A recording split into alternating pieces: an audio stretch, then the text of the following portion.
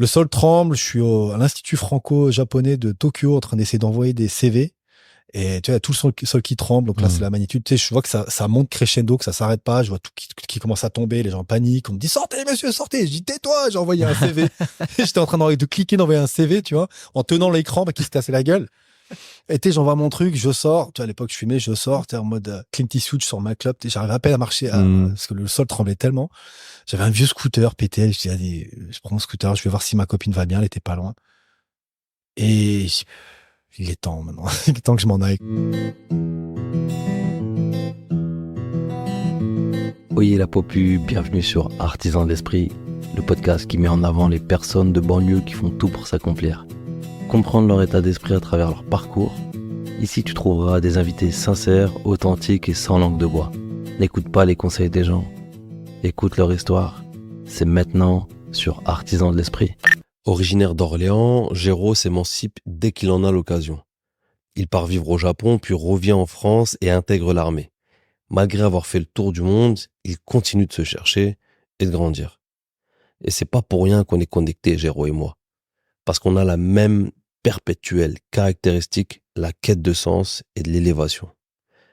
Apprendre à se connaître, se perfectionner, à se tailler comme la pierre qui devient un diamant. Avant d'aller plus loin, sache qu'Artisan de l'Esprit est indépendant. Et je compte sur toi pour la force, les likes, le partage et toute autre façon de soutenir. Bref, voici la passionnante histoire de Géraud. Jérôme, merci d'être présent, merci d'avoir accepté mon invitation. Ça fait un moment qu'on se connaît, je crois que ça fait plus de 5 ans, minimum 5 ans. Ça fait 8 ans. 8 ans même, ça ans passe tellement vite, incroyable. T'étais tout minot à l'époque. Ouais, tout mignon, tout maigre, tout. Non, voilà, plus jeune. J'ai un rituel. La première question, c'est comment va ton cœur? Comment va mon cœur? Moi, je dis souvent comment tu te sens. Alors, ça résonne, ça me parle. Comment va mon cœur? Assez exalté. Wow. Assez exalté. Parce que je me suis engagé envers ma femme hier à être dans ma grandeur et d'arrêter de tourner en rond. Et je connais en fait une certaine vibration, une certaine énergie que je pose quand je m'engage envers moi-même devant ma femme. Et je l'ai fait plusieurs fois dans notre relation. Et c'est là où ça bouge en fait, limite cellulairement, tu vois, ça bouge dans mes tripes, ça y est, c'est enclenché. Et j'en ai eu les manifestations dès ce matin, avec des rencontres, avec des messages que je reçois, avec un alignement et quelque chose qui s'affine dans les personnes qui viennent à moi, et je trouve ça exaltant. Maintenant, mon taf, c'est de calibrer, de calmer et d'être professionnel. Voilà comment je me sens. Deuxième question, est-ce que tu peux nous raconter ta jeunesse, mais à travers ton quartier? Ok. Intéressant.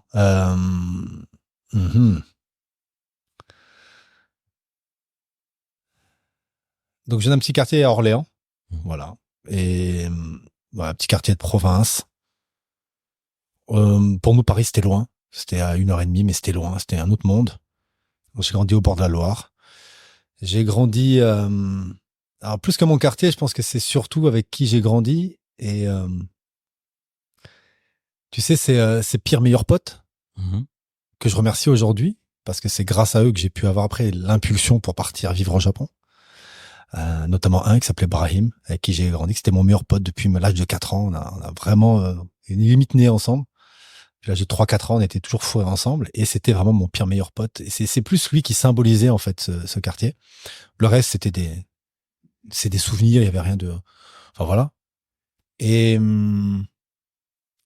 j'ai vu surtout ce que je voulais pas être, ce que je voulais pas devenir, une certaine mentalité aussi. Je vois mes potes en fait commencer à se laisser influencer par une certaine mentalité, mais qui nous appartenait même pas en fait. Ils créaient un égrégore, un système de pensée en fait qui était pas nécessaire, parce qu'en vrai pour la plupart on était plutôt bien lotis. Ouais. Tu vois, nos parents étaient en forme, ils travaillaient, on avait à manger sur la table. Voilà, tu sais, c'était De quel système tu parles? Un peu de l'univers des quartiers, du fantasme? Ouais, je parle. Ouais, tu sais, conneries, Tony Montana, enfin tout très fantasmagorique. Les gamins vont aller chercher dans des modèles en plus qui leur ressemblent pas. Ils vont comprendre que ils vont en retirer ce qu'ils veulent bien en retirer, ce que leurs égos veulent bien en retirer. Et je me dis, mais en fait, on est en train de nous mettre nous-mêmes la corde en fait au cou. En fait, on est en train de se faire ça tout seul, comme disent les Marseillais, en s'emboucanant. Tu vois, on est en train de s'emboucaner tout seul. Il y a rien en fait. En fait, si on regarde autour de nous, c'est un quartier, mais ça va, il est propre, il fait beau, il y a la Loire à côté, il y a des filles, on peut sortir avec des filles. Et tu vois ce que je veux dire? On peut vivre notre jeunesse, quoi. Il n'y a pas besoin de créer quelque chose de dégueulasse. Et c'est là où j'ai pu voir les débuts de ce que des égos, quand je laisse les clés de ma vie ou de ma parole, de mes pensées à mon ego, ce que ça peut donner. Et je l'ai vu autour de moi, en fait. Et c'est ça que j'ai, à partir de l'âge de 15-16 ans, voulu absolument fuir. Surtout que moi, on m'appelait le diplomate, tu vois. Donc, j'étais celui qui lisait beaucoup. Le cliché, il y en a toujours un dans les quartiers, tu vois. C'est ceux qui lisaient, qui arrêtaient les bagarres, etc. Quand un mec qui se faisait courser, il venait chez moi, sonnait chez moi, se cacher. Okay. Ça te parle? Tu vois, moi, j'étais ce gars-là, tu vois. J'étais le doux. J'étais le doux, le gentil, tu vois. Mais on me foutait la paix, tu vois. On me foutait la paix, encore une fois. En plus, c'était marrant, c'est que nous, notre quartier, c'était un petit quartier, mais qui était à côté d'un très gros quartier à Orléans, qui s'appelle l'Argonne. Et les gars de ce quartier, ils venaient dans notre quartier pour être tranquilles. Et il y a d'autres gars de d'autres quartiers qui venaient. En fait, c'était comme notre quartier était devenu comme un genre de... C'était la Suisse. C'était la Suisse, exactement. Comme nous, on était un petit quartier, ils venaient chez nous parce que limite, ils se faisaient pas emmerder. Et moi, j'étais pote avec tous ceux-là. Et parce que ceux qui venaient, étaient assez cool, en fait. Ils venaient pas foutre la merde, tu vois. Ils venaient juste parce que justement, ils roulaient leur truc, ça s'asseyaient, puis on discutait. Et je dis, ouais, j'aime bien ça. Tu vois, j'aime bien. Il y a un espace là qui est là et venez avec de la douceur. Donc à ce moment-là, tu te rends compte déjà que il y a quand même un potentiel ou une force autour de toi qui fait que tu montres la lumière ou la beauté de ces gens où tu peux mettre en avant, on va dire. De l'amour, c'est que de l'amour. En fait, je vois l'amour en eux. Je veux verbaliser pas comme ça, mais moi, c'est vrai que j'étais éduqué par une mère qui avait beaucoup de douceur, et qui était pas forcément dans le jugement. Donc j'avais pas de jugement en fait. Et ce qui me touchait chez eux, c'était leur douceur et leur potentiel. Après, on a tous nos dons. Mon don à moi, je m'émerveillais, je voyais un potentiel chez chacun. Donc moi, j'étais câblé sur ce qui était beau sur eux, tu vois. Et je les écoutais parler, ou je les voyais des fois. Il y en a qui étaient, tu sais, qui avaient une vivacité à tel endroit, d'autres qui avaient une technicité là et tout. Je dis mais c'est fou. Et en fait, je voyais à quel point ils se faisaient parasiter par tout ce qui était autour, parce qu'ils étaient pas dans un écosystème qui leur permettait. Moi, je suis pas dans le truc de c'est la faute de la société, etc. C'est pas mon délire. Hein. Chacun reprend sa responsabilité, ça je clarifie direct. Mais ils étaient pas dans un écosystème ni familial ni environnemental, qui faisait que ils pouvaient pousser à ce niveau. Et puis après, c'est un choix. On peut pas s'essuyer toujours. L'État a pas fait pour moi, l'école a pas fait pour moi. Mec, si tu es capable de, tu vois. Mais clairement. C'est pas capable de voir là où t'es excellent, et il y a au moins une personne dans ta vie qui te dit putain mais t'es excellent là-dedans, faut que tu y ailles à fond, et tu ouais mais non je sais pas, c'est pas ton problème, ça c'est le pire des poisons pour moi. Oui. Ouais mais ça y est, c'est tu viens de te jeter dans le puits tout seul. Donc voilà, j'adorais voir en fait cette beauté, cette douceur chez eux. Et le problème après, c'est que dès que je voyais que leurs potes venaient, ou dès qu'il y avait le système de groupe qui revenait, ça y est, c'était un jeu d'ego, et ça y est, c'était comme un truc évanescent là. C'était parti. C'est évaporé. Enfin. Okay. Donc là, c'est grosso modo ton univers de quartier. Comment, dans quoi t'as grandi? T'étais comment à l'école? Moi j'étais assez, je pouvais être assez fier et susceptible. Et je me suis un peu fait humilier en 5e par une prof de maths. Jusqu'à maintenant, j'étais un élève correct. Voilà, moyen plus. J'ai jamais spécialement brillé à l'école, mais j'étais moyen plus. En 5e, voilà, je me fais humilier en cours. Je deviens tout rouge, les larmes, j'ai envie de frapper, je suis pas bien. Et là, je rentre chez moi, et c'est un peu, quand je dis en fait la puissance des engagements que je pose, le problème c'est que la parole devient un sabre. Un peu comme je viens de te dire, l'engagement que j'ai pris envers ma femme hier, je l'ai. En 5e, je dis maintenant c'est bon. Je ferai le strict minimum, j'en ai plus rien à foutre, je me ferai sans l'école, allez tous vous faire foutre. Je ferai là acte de présence. Mais ça y est, je rendrai plus de devoirs, je ferai plus rien. Et je me suis mis en mode, c'est dans les bateaux à vapeur, tu sais, quand ils arrêtent de mettre du charbon, tu vois. Donc j'étais un zombie. Ok. À côté de ça, je me suis hyper éduqué. Donc là, je chute des notes catastrophiques. Je redouble ma 3e, je redouble ma seconde. La moitié des profs disent que j'ai énormément de potentiel. L'autre moitié me dit que je suis un clando, que je devrais repartir. Faut que je sorte du système. Bref, casse-toi. J'ai jamais manqué de respect à qui que ce soit. Okay. J'ai jamais été insultant, mais par contre, voilà, tu vois, j'étais le mec qui en a rien à foutre. Et à côté, je m'éduquais. À l'époque, j'achetais tous les Radicals. J'étais abonné à Radical, je désossais Radical. Le fameux magazine, pour ceux qui connaissent pas. Magazine de la culture rap que je trouvais hyper qualitatif. Et je voulais absolument commencer à chroniquer sur le rap. Moi, j'étais beaucoup dans le rap, mais moi, j'étais plus à l'écriture. Je m'étais pas mal fait l'oreille avec l'arrivée de la DSL. Je m'étais mis sur Virgin Music. Je m'étais fait l'oreille avec tous les sons indés. Je me suis passionné pour la Bay Area, le son indé de Berkeley aux États-Unis, rap anglais, rap du monde. Donc voilà, je me suis dit, mode survie. De toute façon, je me ferai pas par l'école, donc faut que je trouve des branches sur lesquelles m'accrocher, tu vois. Donc c'est comme ça que tu te conditionnes. En fait, ce qui est intéressant, c'est que tu pars pas dans l'optique de dire bon vu qu'à l'école on me donne pas ma chance ou c'est compliqué, je décide d'être invisible et de plus rien faire. Toi, tu trouves une solution alternative qui te passionne, donc c'est le rap, l'univers du rap. C'est pas que l'école m'a pas donné ma chance, hein. L'école, elle y est pour rien. C'est moi qui ai décidé de me sentir humilié et c'est moi qui ai décidé d'arrêter de mettre du charbon dans la machine, tu vois. Ouais. En vrai, cette prof-là m'a dézingué parce que j'ai pas compris un truc, elle passe à autre chose, elle vit sa vie. Ça aurait pu arriver avec un manager dans un poste, enfin, tu vois ce que je veux dire? Moi, c'est un wording dans lequel je vais pas. L'école m'a pas donné ma chance, mais on s'en fout. L'école te donne un package, tiens, voilà, tu vas apprendre à lire, écrire, compter, on va te donner des livres à lire, etc. T'as un package commun, démerde-toi avec ça. Et moi, je me dis, de toute façon, ce package, il m'a jamais intéressé. Donc ouais, clairement, là, tout de suite maintenant, qu'est-ce que j'ai devant moi? Qu'est-ce que je peux potentialiser? Ma femme aime bien ce mot-là, rentabiliser, tu vois. Et je m'étais passionné par le rap assez tardivement en découvrant le Wu-Tang. J'avais découvert De La Soul en 89, mais après j'écoutais toutes sortes de musiques. Et c'est le Wu-Tang. Un pote me fait écouter le Wu-Tang en 94, je crois. Et là, je dis, mais c'est quoi ces gars-là? Tu vois, ils ont créé tout un univers. Et là, je me mets à fond là-dedans. Et donc, je me dis, parce que ma mère me répétait, mais tu vas faire quoi plus tard? C'est le truc habituel. Il n'y a pas de smartphone, il n'y a pas de dropshipping, il n'y a pas de influenceur Insta. Là, on a l'époque, c'est digital et manivelle. Tu vois? Donc, après, il y avait quand même des millionnaires et quand même des gens qui cartonnaient. Mais en tout cas, je me suis dit, vas-y, on va commencer par le rap et on voit où ça nous mène, quoi. On va essayer d'accélérer un petit peu sur ton parcours, parce que l'idée, comme on a parlé en off, c'est de voir grosso modo ton passé pour mieux comprendre qui tu es aujourd'hui. Il y a eu un moment où tu as beaucoup voyagé, il y a un moment où tu es parti à l'armée, un moment où tu t'es retrouvé sans abri. C'est quoi l'ordre chronologique de tout ça? Donc on va faire ces 15 ans en quelques minutes. Vas-y. Prêt? Vas-y, c'est parti. Le gros déclic, je t'ai parlé du rap, et ça c'est essentiel, c'est que je suis en échec scolaire, je suis en 3e, j'ai redoublé, et là, je croise une copine dans mon quartier et je lui dis, t'es où au lycée? Tu fais quoi? Elle me dit, je suis au lycée d'à côté, en banlieue orléanaise. Et c'est un lycée public qui fait japonais. La prof, elle est super. Et elle me dit, voilà, je kiffe et tout. Franchement, et je me dis, ouais, ça peut être bien, ça, tu vois. Je me dis, allez, je reste dans le game. Ma mère m'a demandé une chose, c'est de passer le bac. Elle m'a juste demandé le bac. Elle m'a dit, t'as le bac, tu te casses, tu fais ce que tu veux. Et je cherchais des trucs, moi je suis un peu comme ma femme, je suis un peu synesthésique. Tu vois, ma femme a fait de la calligraphie arabe abstraite en écoutant des musiques de soufis, etc. Moi, si tu veux que j'apprenne un truc, faut que j'ai un autre truc à côté qui me fasse kiffer. Okay. Donc si tu veux que je reste dans le système scolaire, il faut que j'ai un truc plus croustillant que ça encore derrière. Et je me dis, vas-y, let's go, on teste le japonais. Je fais les papiers, le japonais fait office de dérogatif. J'arrive à aller dans ce lycée. Je me lance dans le japonais et je me dis, attends, je suis à fond dans le rap et le Japon. Obligé, les Japonais font du rap. C'est l'arrivée de la DSL. Je me connecte à la DSL et là, le monde s'ouvre. C'est limitless dans ma tête. C'est sur mode Bradley Cooper. Je découvre que, en fait, le moins NZT à moi, c'était la DSL. Et là, je me connecte au monde entier.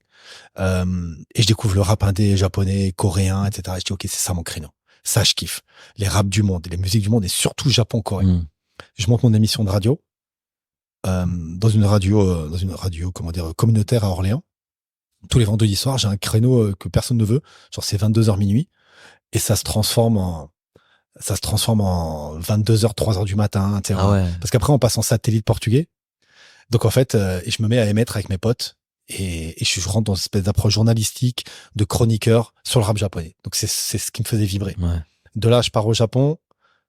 J'arrive à choper une caméra et je commence à faire des petits documentaires sur le rap japonais. J'envoie à Arte, ça me fait un peu d'argent et là je me dis, je me casse.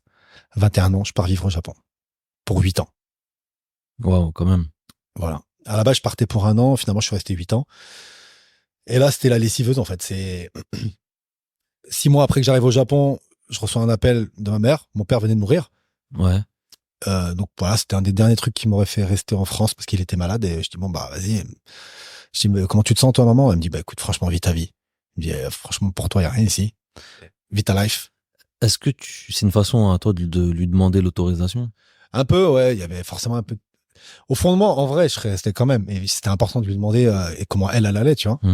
Et elle m'a dit, mais franchement, s'il te plaît, vis ta vie. Vis ta vie. Okay. Et elle m'a toujours souhaité d'avoir une vie meilleure que la sienne. Donc, ça aurait été ridicule que je me limite pour rentrer en France pour faire quoi? Pour tenir la main à ma mère. De toute façon, voilà, quoi. Donc voilà, ce qui devait être 1 an se transforme en 8 ans au Japon. Voilà, c'est aussi magique que je me prends des portes dans la gueule. Ouais. Quoi. C'est le taf c'est dur, c'est une autre rigueur de travail. Je suis un étranger, hein. Donc avec ce qui va avec, hein. Donc c'est moi l'immigré, donc tu vois. C'est à toi de t'adapter là. C'est à moi de m'adapter, donc j'apprends la langue. Après je joue le jeu, hein, tu vois, mais on me rappelle bien que je suis pas d'ici, tout en me disant ouais c'est cool et tout, et tu parles bien, mais c'est le jeu en fait. C'est pas, c'est le jeu. Ouais. Et les Japonais m'offrent des opportunités extraordinaires, mais c'est dur, c'est dur. Et je me fais un super réseau, je me fais plein de potes du monde entier, donc tout ça c'est puissant. J'explore aussi forcément les relations avec les femmes. Et je me découvre moi. J'ai fait toute ma vingtaine au Japon, tu vois, de 21 à 29, donc je m'explore aussi entrepreneurialement. C'est la première fois où je lance un business. Tu vois, je reprends une marque qu'un pote à moi avait lancée à Paris et je deviens directeur commercial. Puis je mets la marque à mon nom au Japon. Donc c'est vraiment, il y a plein de choses qui se passent, tu vois, mais beaucoup d'instabilité. Je suis très instable. Je déménage 11 fois en 8 ans. Je fais tout pour me marier, avoir des enfants, mais j'y arrive pas. Ça marche pas. J'arrive pas à me poser culturellement avec les japonaises. Je parle couramment la langue et tout, tu vois, je suis bien intégré, mais je me vois pas dans le futur avec une japonaise. Je me vois pas élever des enfants au Japon, pas dans le système scolaire japonais. Donc, tu sais, je suis en mode, et j'adore ce pays, mais en même temps, je me dis, je me vois pas rester là. Okay. Tu vois, je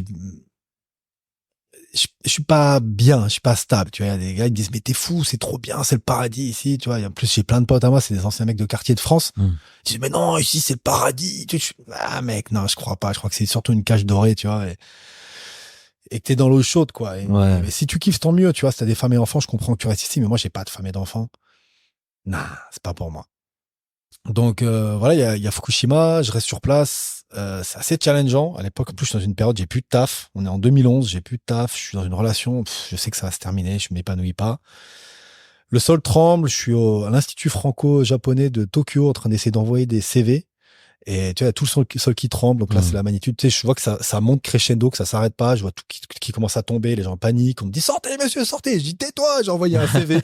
J'étais en train de cliquer, d'envoyer un CV, tu vois, en tenant l'écran, qui se cassait la gueule. Et tu sais, j'envoie mon truc, je sors. Tu vois, à l'époque, je fumais, je sors. Tu sais, en mode Clint Eastwood sur ma clope. J'arrive à peine à marcher parce que le sol tremblait tellement. J'avais un vieux scooter pété. Je dis, allez, je prends mon scooter. Je vais voir si ma copine va bien. Elle était pas loin. Et il est temps maintenant. Il est temps que je m'en aille, quoi. C'est quand même impressionnant là, parce que tu te retrouves à un moment donné où ta vie est mise en péril et ça te fait rien. Toi, ce qui est important, c'est d'envoyer des CV quand même. Ah, mais c'était le cadet de mes soucis, le tremblement de terre. Au Japon, t'as plus de 1000 tremblements de terre par an. Tu sais, pour moi, c'était un tremblement de terre de plus, tu vois. Bon, celui-là, il était un peu vénère, quand même. Je me dis, il dure, quand même. Il est costaud, comme je vois les tours qui penchent et tout. Quand même, celui-là, il est croustillant. Mais je suis dans un moi, je m'étais promis d'être millionnaire, en tout cas, que l'argent soit jamais un problème dans ma vie. Et je me retrouve à 29 ans et j'ai jamais été aussi pauvre. Fauché. Parce que je fais bien la différence. J'adore la citation de Jim Rohn. Être fauché, c'est un état. Et être pauvre, c'est un état d'esprit. Okay. Donc là, j'ai jamais été aussi fauché de ma vie. Je suis pas heureux en couple. Je suis au Japon. Il y a des gars, ils tueraient pour être à ma place. Et moi, je suis malheureux, en vrai. Je suis malheureux. Donc, tu vibres pas comme au début. Au début, si tu veux, c'était l'exaltation d'un gamin de 21 ans qui se casse d'Orléans et de Paris et qui va bouffer le monde, tu vois. Et j'étais en mode yes man, je disais oui à tout, tu vois. J'ai dû faire 15 jobs différents, enfin, j'ai adoré. Là, j'arrivais au bout d'un cycle où j'étais en mode, ouais, ça serait cool quand même de se poser un peu, de se stabiliser. Ça y est, je commençais à être fatigué, en fait. Okay. Voilà. Je commençais à être fatigué et le tremblement de terre est venu secouer tout ça. Donc, je suis resté. Après, je suis parti, peut-être à peine une semaine après, je suis parti à Fukushima même, avec une équipe de Enfin bref, c'est toute une histoire avec des pompiers tchèques. Et finalement, on n'a rien pu faire sur place. C'est rocambolesque le truc. Je loue une voiture, je me retrouve à faire à essayer d'esquiver le ministère de l'Intérieur japonais qui nous disait de pas y aller. Enfin, on est parti dans des zones interdites. Enfin, c'était assez ouf. Assez impressionnant, évidemment, parce que j'ai vu les villes entières qui venaient d'être rasées 3 jours avant. Wow. Tu vois, il y avait limite encore les plats des gens sur la table et tout avait été rasé. Donc, c'était près de 25 000 morts et disparus. Hein, donc, Wow. voilà, hein, là, je dis ça légèrement, mais c'était quand même assez impressionnant. Et au fond de moi, bon, je pense que ça parle à tout le monde et c'est cette voix, cette fulgurance à l'intérieur de, OK, tu fais ça, tu restes là, tu fais ce que tu peux, tu aides comme tu peux. Et ça y est, c'est bon. On remballe. Allez, on rentre. Parce qu'en vrai, moi, plus que d'aller au Japon pour aller au Japon, j'ai fui la France. Et c'est pas la France que j'ai fui. C'est tout mon égrégore, tout mon système. C'est les limitations, c'est ma famille, les limitations de ma famille, de mon quartier, de mon écosystème. C'est les limitations, mes limitations. C'est ce Géraud-là que je voulais laisser loin derrière. C'est Géraud que j'ai fui. Ok. C'est ce Géraud-là, en fait. Tu vois, le petit Géraud, c'est un peu grassouillé, qui a une dent pétée de devant, qui galère un peu avec les filles, qui sait pas encore bien se battre, qui galère à monter un muret. C'est tout ce Géraud, en fait, que je trouvais flasque, lent, pas assez, tu vois. Et c'est pas pour rien que je pars au Japon, je fais 4 ans de boxe anglaise en essayant de devenir pro. Après, je passe au pencak silat, je lance un business, tu vois, et je dévore le truc, mais je dévore autant que je me consume. Ok. Tu vois, je deviens limite un peu alcoolique social, c'est-à-dire que je bois pas chez moi, mais dehors je me pète la tête 3 fois par semaine. Tu vois, en boîte avec les plus belles boîtes de Tokyo, je rentre dans toutes les soirées. Je connais j'ai un réseau de dingue, mais Ouais. c'est creux en fait. C'est pas eux qui sont creux, eux ils y sont pour rien. C'est jamais l'autre. T'es moi au final, je cours après quoi? Mon père me manque et je l'admets pas. Je crève d'amour pour mon père qui me manque, mais je suis en mode, il faut, des fois, je vois des scènes où je suis complètement bourré, et c'est parce que j'ai 2,5 grammes que j'ose hurler l'amour que j'ai pour mon père, tu vois. Tu vois, je me sens seul, je me sens foutrement seul, donc des fois, j'enchaîne les rencontres féminines parce que je suis seul, et que je crève de solitude, tu vois, et en même temps, je m'éduque, et je lis, et je boxe, et j'en rajoute, et après, je fais des petits burn-out, tu vois, évidemment, je pète un plomb, mon corps lâche aussi, tu vois. Et c'est tout ce système qui est en train de collapse, en fait, avec le tremblement de terre. Et la symbolique, c'est Fukushima, tu vois, c'est le combo, c'est gagnant, quoi. T'as le tsunami, le tremblement de terre qui crée un tsunami qui va inonder comment on appelle ça, une centrale nucléaire. C'est le truc tellement gros, il me fallait ça pour me réveiller, tu vois. Et moi, j'en ai rien à foutre de tout ça. Moi, je suis juste en mode, OK, moi, je fais quoi? Je rentre, je reste. Ma problématique, c'est ça. Et là, je décide de rentrer. Ça me prend 1 an, parce qu'évidemment, je dois avoir 600 vinyles, j'ai plein d'objets, je vois à quel point le minimalisme, c'est cool, ce que je ne suis pas. Donc, je me retrouve avec des dizaines de cartons renvoyés en France, et je dis, OK, dernière fois, faut que j'arrête avec mes objets, tu vois, faut que j'arrête de me rassurer avec mes objets. Et je décide de rentrer, et je m'étais dit, je teste un dernier job avant au Japon. Le dernier job que je fais, l'avant-dernier, c'est recruteur en finance pour une grosse boîte américaine. J'ai fait ça pendant 6 mois. Et je me fais virer. C'est la première fois que je me fais virer. Mais tu sais, je réagis pas. Je dis OK. Et je m'étais dit, voilà, si j'arrête ça, je teste la Légion. Voilà, je suis fils de militaire, ancien paracommando, etc. Et mon père voulait pas que j'aille à l'armée. Il me disait, franchement, c'est vite ta vie. Et je rentre en France. En plus, mon avion, je le prends le 11 septembre 2012. Et quand tu rentres à l'armée, est-ce que c'est une symbolique par rapport à ton père? Quelque part, ouais. Bien sûr. Bien sûr. Et puis, il y avait moi aussi. Moi, je voulais me prouver, Moi, j'avais un gros truc avec mon corps. Je détestais mon corps. Je me trouvais, comme je te disais, lent, chubby, flasque, ce que tu veux. Et là, je m'étais fait la misère au niveau de mon corps. J'étais au taquet physiquement. Début 2012, en plus, je me retrouve, après 1 an et demi de pencak silat à Tokyo, je me retrouve à faire les champions du monde. Alors, je perds mon combat, mais je me dis, putain, moi je m'étais toujours fait dessus à l'idée de faire, tu sais, comme tout le monde, j'ai fait du judo. Je détestais ça. Et j'esquivais à chaque fois les combats parce que moi, j'étais beaucoup, comme je t'ai dit, j'étais fier et j'étais terrorisé à l'idée de perdre devant les autres. Et je m'étais toujours promis de faire une compétition, quelle qu'elle soit, hein, même si c'est ping-pong ou lancer de fléchettes, au moins faire une compétition un peu digne de ce nom. Donc, je me retrouve au championnat du monde de silat à Anvers en 2012. Je l'ai fait et tout, c'est cool. Je rentre en France. Et là, l'armée, je vais à la porte de la Légion. Et je dis, vas-y, fuck it. Donc oui, il y a papa. Il y a moi, mon estime de moi. Il y a le côté aussi, il y a le côté multiculturel de la Légion qui me plaisait. Parce que moi, j'adorais parler différentes langues, être entouré de gens de différents, tu vois, différents parcours. C'est ça aussi qui était excitant pour moi à la Légion. Et voilà, j'ai été sélectionné, ils m'ont pris à Aubagne et envoyé, au bout de 2 semaines, envoyé à Castelnaudary pour commencer mon entraînement. Super. Tu trouves quoi là-bas? Des petits garçons qui cherchent l'amour comme moi, Ouais. qui veulent une famille. Ouais. Je trouve, comme je trouvais dans les quartiers, comme toujours, je trouve des âmes qui se cherchent. J'adore en plus à la Légion. Ce qui est cool, c'est qu'à la Légion, la Légion a conscience d'elle-même, puisque que ce soit les sous-off ou les caporaux, etc., ils appellent tout ça le sketch. Donc on sait qu'on est dans un sketch, en fait, un sketch au niveau de l'autorité, au niveau de tout ce qu'on fait, et on joue le jeu, en fait. Et moi, je décide de jouer le jeu, et donc je fais le truc, je sors le Géraud efficace et compétent. Voilà, il y a des endroits où je suis excellent, d'autres moins, tu vois, mais bon, ça se passe bien. Voilà, comment dire, mes classes se passent très bien, ça dure 6 mois. Je me fais des potes, je suis respecté dans ma section, aussi bien de mes camarades que de l'encadrement. Je me ressens seul encore, très seul. Je pique des livres, on appelle de Clausewitz ou différents manuels ou livres, même des romans. Je pique ça au mess des officiers. Les rares fois, on a le droit d'y aller. Enfin, le mess, pas des officiers, mais le mess, pardon. Et c'est vrai que je me demande souvent ce que je fous là, en fait. Mais et en même temps, je suis bien. C'est-à-dire que je pourrais rester.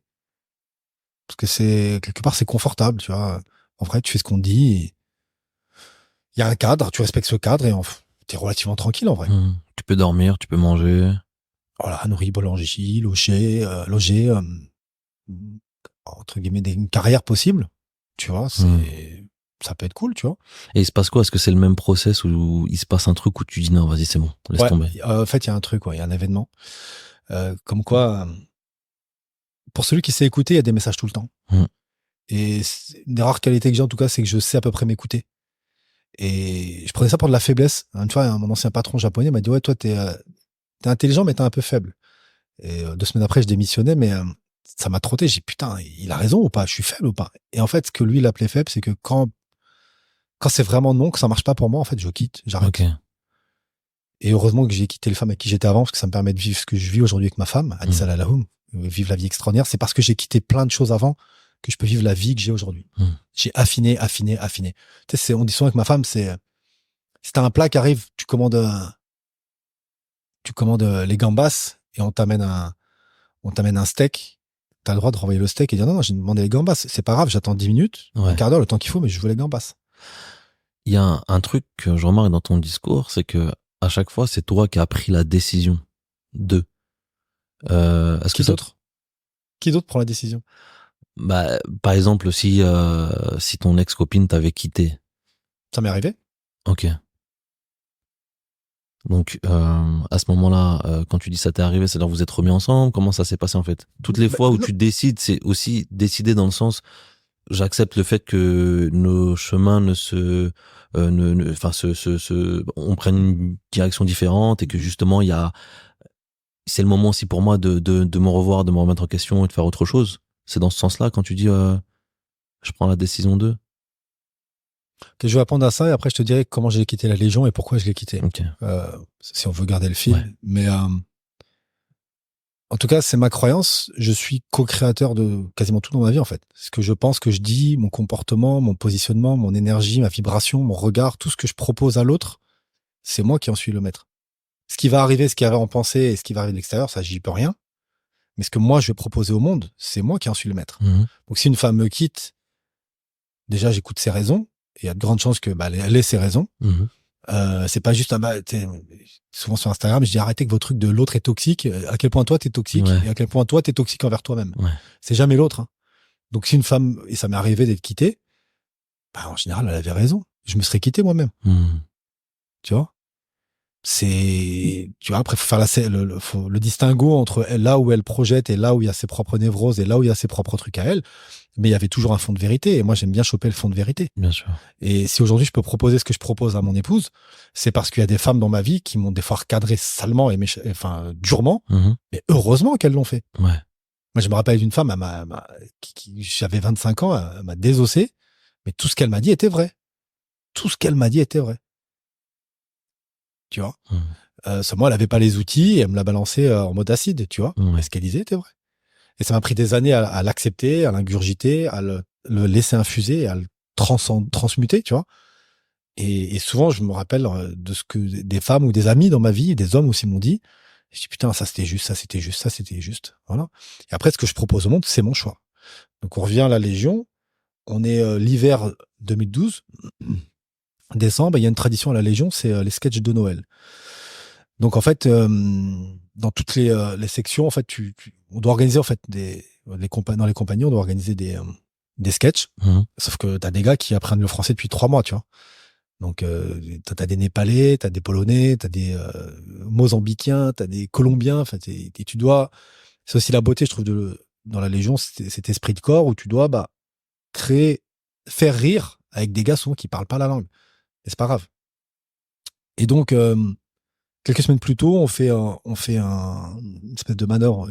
On fait des classes, on va en montagne. Et un soir, bon, ils nous offrent.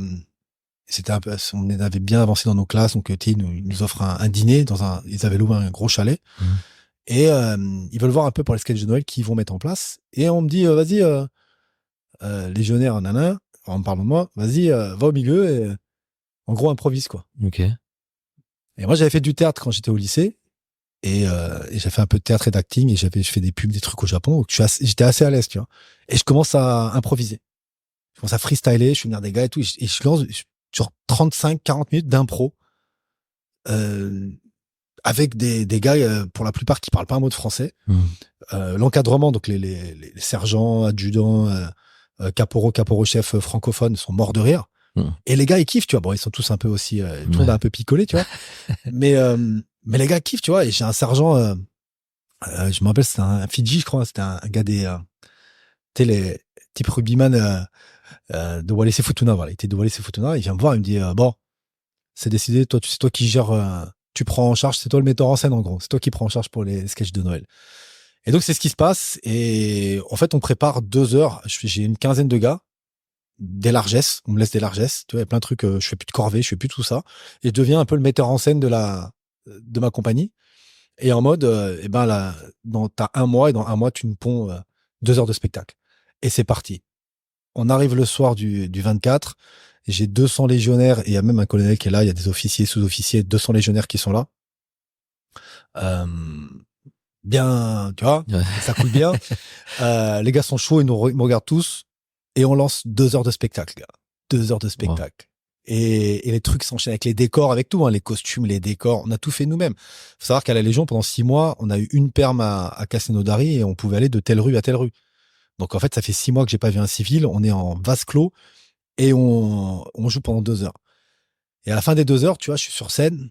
Je salue avec les autres légionnaires. Et là, il y a une fulgurance. Qu'est-ce que je fous là? Casse-toi. Casse-toi. Et pourtant, on me l'avait déjà dit, hein. J'avais croisé plusieurs capots-chefs qui avaient 9 ans de service. Ils me disaient, mais qu'est-ce que tu fous là, toi? Rentre chez toi. Et je me dis, non, faut que je parte. Ouais. 3 semaines après, je demandais à repartir civil. Ok. Voilà. J'ai terminé 3e de ma section. Tout se passait bien. Franchement, ils m'ont facilité, hein. Ils me proposaient une carrière bien. Et voilà, ils ont été assez surpris. Je dis, non, je repars civil. Ok. C'était chaud de rentrer. C'était encore plus chaud pour moi de sortir. J'aimais la vie militaire, ça me plaisait, mais non, c'était pas pour moi.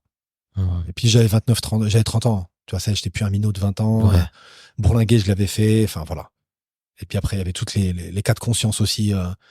Quand t'es légionnaire, tu vas au combat. Hein. Donc il y avait aussi tous les cas de conscience. C'était le début de la guerre au Mali. Voilà, et beaucoup de cas de conscience aussi de la responsabilité qu'il en incombe, tu vois. Tu vois. Quand tu vas sur place et que tu fais certains actes, etc. Après tu dis oui, c'est la faute de l'armée, mais mec, tu t'y es mis tout seul. En plus, ils nous le répétaient bien à la Légion, c'est vous qui êtes venus comme des grands. Et c'est vrai. Donc, si je suis amené à faire des choses et que je ressors traumatisé, je peux pas blâmer l'armée, hein. Je suis rentré comme un grand dedans. Personne m'a tiré de mon lit pour y aller, hein. Voilà. Donc, voilà, on est en 2013. J'ai fait 6 mois et demi, 7 mois de service. Mars 2013, je sors. Et voilà, je gère dans Bordeaux pendant 3 mois. Je sais pas trop quoi faire de ma vie. Je dis, vas-y, acting. C'est bien sur l'acting, sur le théâtre que ça s'est révélé. Bah, vas-y, let's go. Et 2 ans de galère. J'essaie de devenir vraiment acteur. Je fais des castings, des trucs, mais je galère. Je fais plein de films étudiants, plein de trucs. Je travaille la nuit, le soir, je suis Uber. Je vivote, quoi. Ouais. Et j'habite dans un tout petit appart. Et je me rappelle un 5e étage devant la gare de Juvisy, tu vois, avec un couple homosexuel franco-chinois et un sourd-muet breton. Espèce d'équipe atypique, mais j'adore, hein, mais je dis, non, c'est pas ça ma vie. Ah, ça peut pas être ça. Ouais. Ça peut pas être ça. Aujourd'hui, si on devait arriver en 2023, faire un bond dans le futur, comment tu te définis? 2023 ou 2033? Ah, aujourd'hui, là, maintenant. ok. Là. Ouais. Comment je me définis? Alors déjà bien plus stable. Ça, c'était mon gros challenge. C'était de calmer le feu intérieur, là, et de le canaliser. Donc plus stable, plus ancré. Et paradoxalement, à chaque fois que je défriche un nouvel espace, je vois surgir toutes mes peurs de petit garçon. Tu vois, peur de l'humiliation, peur du rejet, peur d'être pas assez, peur de trop faire, de pas assez faire, toutes les conneries que l'ego peut se raconter. Donc, elle vient de me revisiter régulièrement, tu vois, voir un peu où j'en suis. Et comment tu leur parles d'ailleurs? Bah, c'est marrant parce que c'est là où j'étais ces 2 dernières semaines. Donc, c'est très bien qu'on en parle, puisque je me suis positionné hier face à ma femme et ça a bougé en moi. Mais ces 2 dernières semaines, j'étais beaucoup dans la non-autorisation à ma propre grandeur. C'est aussi ce que j'approche dans le club des initiés que je suis en train de créer. C'est un club de gentlemen extraordinaires, d'hommes dans leur excellence, tu vois, mais qui aussi apprennent à gérer leur ego, leurs émotions, leurs pensées et à créer un équilibre harmonieux dans leur vie. C'est ce que j'ai toujours voulu pour moi, en fait. Tu vois, j'ai toujours voulu être équilibré et pas excellent partout, mais j'aime bien être moyen plus partout, tu vois. C'est quoi le moyen plus? Le moyen plus, c'est j'ai une harmonie dans ma vie, en fait.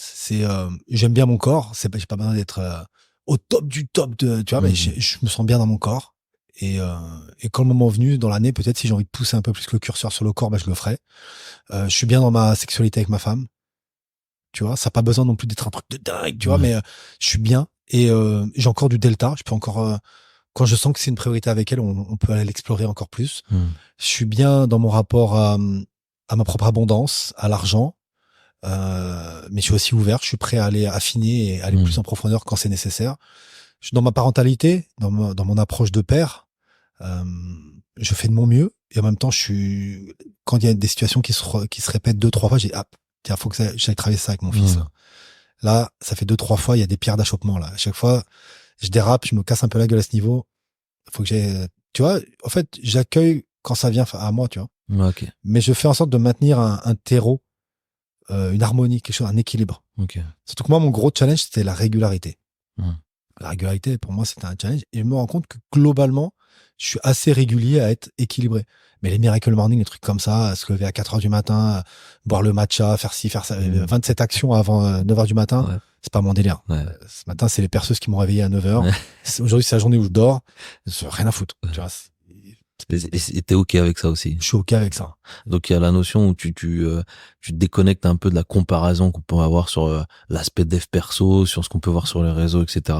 Et tu te connectes vraiment à toi et ton besoin à l'instant T. Parce que j'ai enfin réalisé qu'il n'y a pas de formule qui marche pour tout le monde, en fait. Et je dis souvent, notamment, moi, le corps, c'était vraiment un truc, mais j'ai mis 20 ans à tâtonner, à voir quelle était la formule qui marche pour moi, tu vois, quelle était la formule d'entraînement qui marchait. J'étais tout testé, tu vois.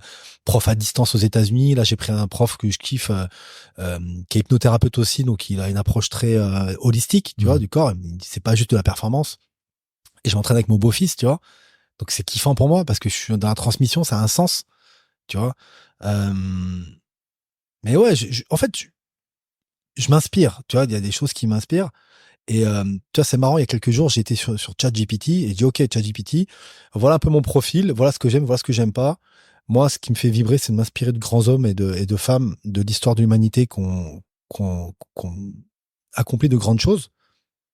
crée-moi une routine. Voilà ce que je veux faire, voilà ce que je fais, etc. Crée-moi une routine qui me corresponde. Et elle m'a dit, bah tiens, le matin, tu te fais un petit moment de méditation comme Marc Aurèle. Ok, cool. Moi, je suis un fan de cigares. Je fume des cigares depuis que j'ai 15 ans. Il dit, voilà, le soir, tu te fais un moment cigare comme Churchill. Tu vois. Là, tu te fais un moment famille comme Roosevelt. Tu vois. Et ça me permet de me plugger à ces hommes-là, tu vois. C'est intéressant comme point. Et ouais. Et moi, j'utilise ChatGPT à fond les ballons, tu vois. Et pour moi, c'est un algorithme divin qui me permet vraiment, plus je suis précis, et c'est à l'image de ce que certains appellent la loi d'attraction, de manifestation. Avec ma femme, on est plus dans la loi d'ascension. C'est-à-dire qu'on part du principe que c'est déjà acquis et accordé. Mais ça me permet d'affiner en plus ma demande. Tu vois, j'affine, et au lieu de me juger, je dis voilà, moi j'aime bien me réveiller à telle heure, j'aime bien faire ça, j'aime bien faire ça. Et il m'a sorti en fait une routine. Je dis ah ouais, j'aime bien ça. Vas-y, je teste quelques semaines et on verra. Ok. Il y a un grand fil rouge dans ton discours, c'est la notion d'amour. Quoi d'autre? Ouais, quoi d'autre? L'amour envers soi, l'amour envers ta femme, Anissa. Qui est avec nous aujourd'hui. Qui est avec nous, là, juste à côté. Qu'on embrasse très fort. Il y a Idriss Elba. Ah, c'est un de mes acteurs préférés. Ouais. Alors, je sais pas si tu vas aimer ce qu'il dit comme citation, mais je me suis dit que c'était le meilleur moment pour t'en parler. Il dit: les hommes tombent amoureux de ce qu'ils voient et les femmes de ce qu'elles entendent. C'est pourquoi les femmes porteront toujours du maquillage et les hommes mentiront toujours. T'en penses quoi? Mais là, on n'est pas dans l'amour en tant que notre nature véritable, on est dans le tomber amoureux. Donc là, faut savoir que quand je parle d'amour, je parle pas de l'amour amoureux. Hein. Je parle de l'amour, appelle-le le divin, appelle-le Dieu, appelle-le la source, appelle-le ce qui est. L'amour, c'est ce que nous sommes. L'énergie divine, l'amour, c'est ce que nous sommes. C'est pas l'amour de je t'aime, tu m'aimes, c'est pas une matière d'échange comme beaucoup le croient, tu vois. Je te donne de l'amour, tu m'en rends, après tu m'en donnes 10%, ça va, c'est pas ça. Ouais. Là, on est dans un espace dans la relation, oui, il faut se brander. C'est clair que je sais plus comment ils appelaient ça. C'est le complexe de. Bref, c'est les gens qui disent ouais, mais de toute façon, il saura me reconnaître. Tu vois, il devra me reconnaître. Tu te prends pour qui? Tu vois, à un moment donné, propose-nous ce qu'il y a de mieux chez toi. Ouais. Tu vois, ça va pas dire de te refaire faire les seins, mais propose-nous ce qu'il y a de mieux chez toi en tant qu'homme, en tant que femme. Et après, effectivement, tu vas voir qui tu vas attracter, qui tu vas attirer. Tu vois. Et abuse pas non plus, tu vois. Aime-toi, prends soin de toi et montre-nous ce que tu as de plus vibrant dans ton espace, à ton niveau, peu importe. Donc ça, que chacun prenne sa responsabilité. Tu vois, je vais pas lancer une grande loi sur... moi, je parle de l'amour en tant que nature véritable. Tu parles beaucoup de responsabilité aussi. C'est quoi justement pour toi la responsabilité dans un couple, pour l'amour? Je parle même de responsabilité radicale. Ok. Voilà. J'aime pas le mot radical et pourtant je l'utilise. Quoi d'autre? Je l'ai dit tout à l'heure, je peux pas fluctuer sur l'extérieur. Je peux pas influer sur les autres, je peux pas impacter, forcer qui que ce soit, ni la nature, ni la vie, ni la faune, ni la flore, ni mes enfants. Par contre, j'ai une responsabilité absolue de ce que je pense et de ce que je dis. C'est à moi d'être maître de mon, tu sais, le fameux poème Exodus, c'est capitaine de mon âme. Tu vois. Donc c'est la seule chose sur laquelle j'ai un pouvoir, c'est cette responsabilité radicale de comment je pense, ce que je dis et ce que je fais de moi et après de ma vie. Ça c'est pas moi, je propose un navire, tu vois, c'est vraiment la vie est un océan. Moi j'ai un navire, soit c'est un rafio, soit je le retape, soit je me rends compte que le staff il est tout bidon, je les fous à la mer, j'en prends un autre, je prends un nouveau staff, tu vois. Soit je me rends compte que je tourne en rond et que je picole trop à la barre, donc on va nulle part, j'arrête de picoler et je me concentre. Voilà, je suis capitaine d'un navire. Ce navire, c'est moi, c'est mes émotions, mon corps, mes pensées, mon ego. Je suis en train de penser au lâcher prise. Est-ce qu'il est important pour toi de lâcher prise à ce niveau ou pas? Ouais, on en parle souvent avec ma femme américaine à côté parce que elle sait à quel point je sais où pointer, c'est ça. Le let it go, tu vois, le lâcher prise, c'est des concepts qui, mais Franck Lobé en a déjà beaucoup parlé, enfin tout ça de. Pour lâcher prise, il faut lâcher une prise, donc il y a toujours une prise. Enfin, c'est même pas une terminologie que j'utilise en fait, tu vois. Mais il n'y a pas un équilibre entre comme tu dis, full responsabilité et se lâcher prise aussi envers toi-même. Mais full responsabilité, c'est pas une pression. Je ramène juste. J'ai un de mes meilleurs amis qui s'appelle Pierre-Étienne Vanier, qui est facilitateur pour hommes. On fait beaucoup des trucs avec les Sacred Sons ensemble. Et il dit souvent bring it home, tu vois, ramène-nous à la maison, tu vois. Je parle en jeu et je prends ma responsabilité. Ça commence par là, tu vois. Moi, dès que j'accompagne un homme ou dans les initiés, dès qu'un homme me dit ouais, mais tu sais, quand on te dit, je suis wow, wow, wow, déjà tu parles pas de moi. Il dit non, mais je parle de moi, mais c'est un tu général. Bah, après, tu prends un tu général, parle de toi. Ouais. Je. Là, t'as un espace où tu peux dire je. Vas-y, va en moi, je, tu vois. Il y a pas de oui, la société, tu sais, quand on te dit oui, mais c'est une généralité. J'en ai rien à foutre. Moi, je veux te connaître toi. Parle-moi de toi. Ok. Ok, je crois que, je pense que, je fais que. Ok, là, tu deviens un peu plus responsable. Et ça pique la bouche normalement. Ouais. Tu réfléchis à deux fois avant de Tu parler. réfléchis exactement. Je réfléchis à 2 fois. Ouais, je réfléchis à deux fois. À chaque fin d'épisode, d'échange, je fais un parallèle avec les cultures urbaines. Ok. Là, quand j'ai travaillé sur notre échange, j'ai pensé au Joker de Joaquin Phoenix. Ça fait des semaines que je veux le voir et je l'ai toujours pas vu. Tu l'as pas vu? Ouais. Ah, mais là, je suis obligé de te spoiler en plus. Vas-y, c'est pas C'est grave. bon C'est pas grave. En sachant qu'il y a le 2 qui va sortir. Dans ce film-là, ce qui est super intéressant, c'est qu'on voit une personne qui est seule et qui désire être acceptée. Et elle est vraiment méprisée par tout le monde. Au point même que parfois, même une porte ne décide de pas s'ouvrir alors qu'elle s'ouvre pour tout le monde. Ça engendre beaucoup de fantasmes chez lui pour être justement accepté. Par exemple, t'as Robert De Niro qui joue le rôle d'un présentateur très connu et lui, il rêve d'être accepté par lui, tu vois. Même limite en tant que père. Et il y a aussi sa voisine après qui il est super amoureux et qu'il aimerait bien gérer. Et plus il lutte contre sa folie, plus il est sombre jusqu'au moment où il devient le Joker. Et à la fin, il finit dans un asile. Et ce qui est intéressant, c'est que on se demande vraiment si tout ce qu'on a vu pendant tout le film, ça s'est vraiment passé, ou si c'était dans sa tête, c'était une forme de fantasme. Et la question que j'ai envie de te poser par rapport à ça, c'est est-ce que tu t'es déjà senti dans cette position-là, à un moment donné dans ta vie?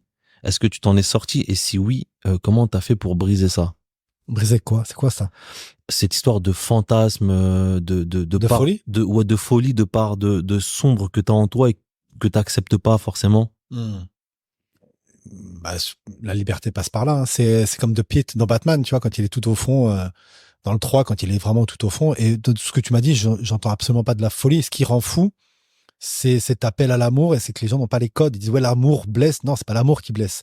C'est ce que tu es prêt à faire pour te sentir aimé, ou plutôt ce que ton ego est prêt à faire pour se sentir aimé. Ça, mémorisez-le, c'est une pépite. Tu dis beaucoup tu. C'est vrai. Ce que je suis prêt à faire pour me sentir aimé. Très juste. Et ce que j'étais prêt à faire pour me sentir aimé m'a fait souffrir. Et dans ce que tu me dis de ce film, ce qui rend fou, c'est ce que peut-être le personnage de Joaquin Phoenix était prêt à faire pour se sentir aimé. C'est ça qui rend fou, parce que c'est tu sais, c'est le fameux complexe de je ne sais plus, tu sais, bref, dans le monde gréco-romain, tu sais, t'as de l'eau devant toi et plus tu te rapproches, plus l'eau s'éloigne. Ah oui, je vois. Tu vois. Et c'est ça que ça va créer. C'est plus je suis en mode aimez-moi, et plus les gens vont dire mais il est chelou, lui, tu vois. Il est dégoulinant, il fait flipper. Et plus je vois dans le regard des autres, plus je vois dans leur regard à quel point ils me renvoient la folie de mon ego qui se pense séparé de la source de l'amour, et donc qui veut aller chercher chez les autres. Et par amour, la source me renvoie que ne pourront pas t'aimer comme ça. Et un ego qui comprend ça va souffrir. Et là, ça peut mener effectivement à de la folie, à des comportements complètement asociaux qui peuvent te diriger vers l'asile ou la rue ou dans des systèmes extrêmes, tu vois. Mais tout part toujours d'une souffrance et de la croyance après, je te dirais, parle-moi de son père. Parle-moi de sa mère. Quel était le rapport, tu vois. Et on peut aller loin. Avec Anissa, on fait de la constellation familiale, on travaille beaucoup sur le transgénérationnel. Pas comme des excuses, mais comme une cartographie, une explication de tous les troubles et répercussions émotionnelles et traumatiques qu'il y a chez les êtres humains. Et ce qu'on se tape de nos lignées, tu vois. C'est une discussion qu'on avait toi et moi juste avant, tu vois. On en récupère de nos lignées. Hein. Oh oui. On en récupère. Hein. Tu vois, inconsciemment. Hein. C'est pas forcément ce qu'on nous a répété, mais on récupère tellement de choses. Des culpabilités, des loyautés, des sabotages, des colères envers nous-mêmes, des colères envers plein de choses. Enfin, c'est un sacré océan dans lequel on navigue, en fait. Et le cap, c'est l'amour. Mais pas l'amour amoureux. Je parle de l'amour en tant que nature véritable. J'aurais pu dire Dieu, mais ça va pas parler à tout le monde. Mais moi, j'utilise pas ce mot. Je dis ce qui est. Et ce qui est, c'est l'amour. Dernière question pour toi. Comme les Negmarons, si tu devais faire le bilan. On fait le bilan, calmement. Le bilan de quoi? L'interview, notre amitié, là où j'en suis dans ma vie. Tu prends comme tu le veux spontanément. Bah, tu sais, j'ai l'impression de fermer la première succursale. J'arrive à la fin vraiment du garage de Steve Jobs, tu vois. Ça y est, c'est bon, c'est plus un garage. Mais je rentre vraiment dans un espace où je me sens homme, je me sens mari, je me sens entrepreneur, je me sens dans ma juste place de transmission. J'ai galéré avec la légitimité à transmettre. Et là, c'est un chapitre, c'est ce que je m'étais promis, je vais terminer là-dessus. En vrai, ce que je m'étais promis, gamin, c'est la vingtaine, j'explore, je découvre. La trentaine, je bâtis une famille. Et la quarantaine, je navigue, tu vois, je me réconcilie vraiment avec l'argent, avec l'abondance financière, avec tout ça. Je sors du déni et de la colère parce que je kiffe l'abondance financière, parce que je kiffe aller dans les passes, je kiffe vivre bien. Et je commence à transmettre vraiment, me mettre au service de mes clients, au service de tous ceux que je croise, sans chercher à les sauver. Voilà le bilan où j'en suis et on reparlera pour la cinquantaine. Super. Tout se passe comme prévu alors. Dans les grandes lignes. Mais après c'est la vie. Hein. Après, j'ai pas de pouvoir dessus. Très bien. Merci à toi. Avec plaisir. Ce que je retiens, comme d'hab, 3 choses. Et cette fois, je vais la faire en parlant à la première personne. En 1, j'ai beau fuir le monde et changer d'environnement, je ne peux pas m'échapper de moi-même. En 2, je suis OK avec mon passé, qui j'ai été et ce que j'ai accompli. Et en 3, je m'autorise à vivre pleinement avec grandeur la vie que je mérite de vivre. Et toi alors? C'est quoi tes leçons? Axiom.